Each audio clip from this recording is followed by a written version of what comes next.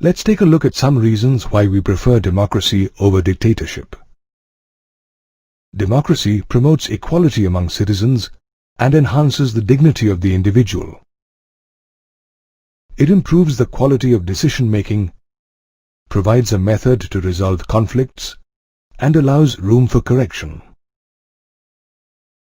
Democracy is seen to be good in principle, but not in practice. We know that democratic countries the world over follow democracy differently, depending on their social situations, economic achievements, and cultures. However, there are certain basic outcomes we expect out of every democracy. As a political outcome of democracy, we expect an accountable, responsive, and legitimate government. As an economic outcome, we expect that democracies produce economic growth and development and reduce poverty and inequality.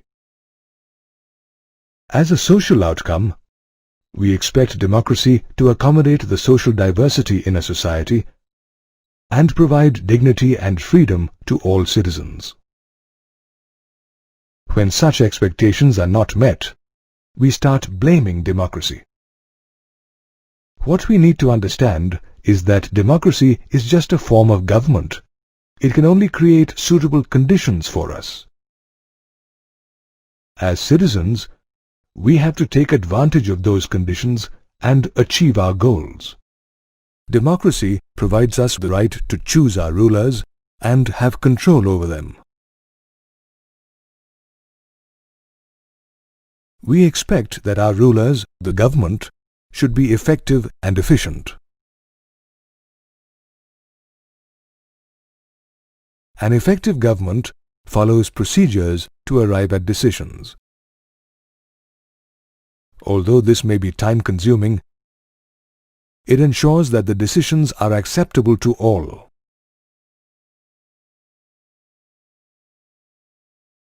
Because the decision-making process is based on norms and procedures, citizens have the rights and means to examine the decisions. Thus, the government is accountable to its citizens. Further, we expect the government to be attentive to the needs of its people and be free of corruption. Keeping all these factors in mind, we can say that the expected political outcome of democracy is an accountable, responsive, and legitimate government. Let's see how we can measure each factor. The first measure of accountability is regular, free and fair elections. The second measure is open public debate on major policies and legislations. The third measure is the citizens' right to information about the government and its functioning. So, where do we stand on all these measures? Democracies have displayed a mixed record on each measure. We do have regular elections and also public debates. But how effective are the elections and debates? Largely, democratic governments do not have a very good record when it comes to sharing information with its citizens. The Right to Information (RTI) Act is a law enacted by the Parliament of India giving citizens the right to access the records of the central government and the state governments. It was introduced to empower citizens to resist the misuse of authority and maintain transparency. Under the provisions of the Act, any citizen may request information from a public authority who is required to reply expeditiously or within 30 days.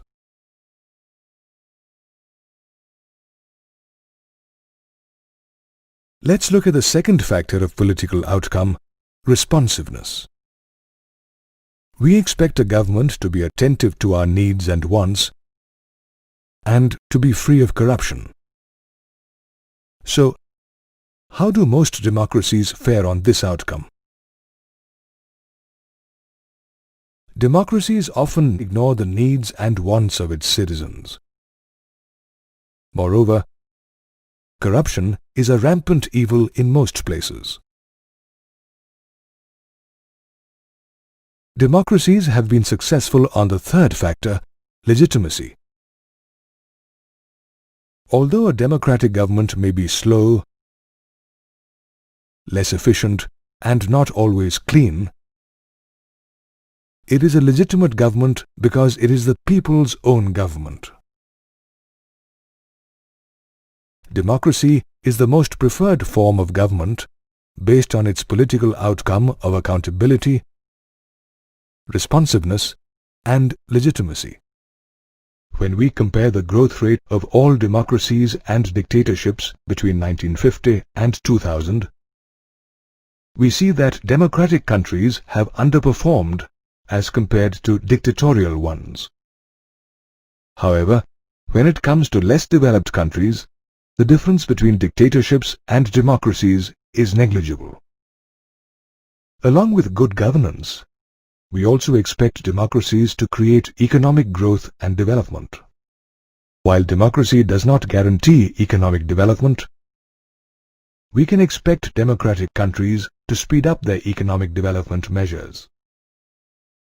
Did you know India is the 12th largest economy in the world by market exchange rates? By 2008, India had established itself as the world's second fastest growing major economy.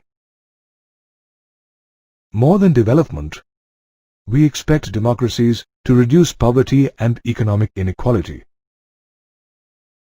Now, we know that democracies are based on political equality. All individuals have equal power and hold equal weightage in electing representatives. Unfortunately, along with political equality, we find growing economic inequalities. For example, if you look at our own country, 1/3 of the global poor live in India despite the high economic growth rate. Did you know Tanzania is the third biggest gold producer in Africa, with decent economic growth? Yet, the country remains one of the poorest in the world. With the poor in majority, shouldn't democracy be a rule of the poor? The poor constitute a larger proportion of the voters, and every party focuses on them while campaigning. Yet, the democratically elected members do not address the problems of the poor, contrary to what one expects them to do. The situation is bad in several so-called democratic countries. More than half of the population in Bangladesh lives in poverty. People in several countries depend upon the rich countries even for their food supplies. On the whole, we can conclude that though democracies cannot remove inequality completely, we can minimize the degree of disparity by progressive planning. Democracies usually develop procedures to accommodate various social divisions that exist within the country. To a large extent, this helps reduce explosive and violent tensions in society. The ability to handle social differences, divisions, and conflicts is a distinct advantage of democracy.